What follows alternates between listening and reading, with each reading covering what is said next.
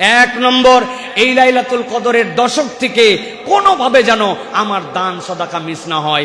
আপনি সাধ্যের মধ্যে প্রত্যেকদিন কিছু না কিছু দান করবেন, আপনার স্ত্রীকে, আপনার বাড়ির ফ্যামিলি মেম্বারদেরকে দান করাবেন। প্রত্যেকদিন মিসকিন না থাকতে পারেন, বাড়ির মধ্যে একটা সাদাকা বক্স প্রয়োজনে বানায় রাখবেন, যে লাইলাতুল কদরের রাত আসছে, আমি 10, 20, 50 টাকা ওখানে ফেলি নাই, লোক পাই নাই, কিন্তু তাই বলে দান যেন মিস না হয়। আপনি দানের নিয়তে রেখে দিয়েছেন।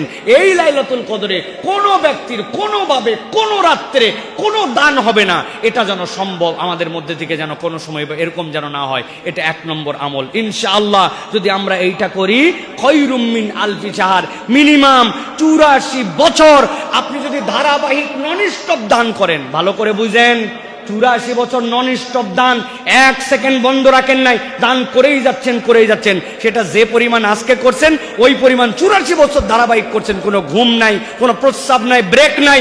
আল্লাহ বলছেন এই 84 বছর ধারাবাহিক দান করলে যে সওয়াব, আল্লাহ ওই আমল নামায় নিম্নে এটা দিবেন, উপরে কত দিবেন আল্লাহ জানেন।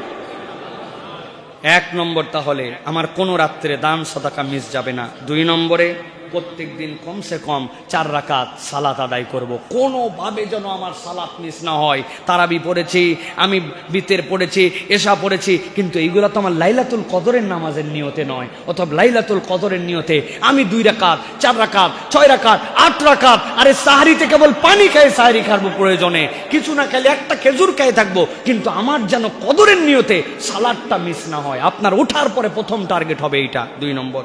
3 নম্বরে, প্রত্যেক দিন দরুদ এবং সালাম পাঠ করা।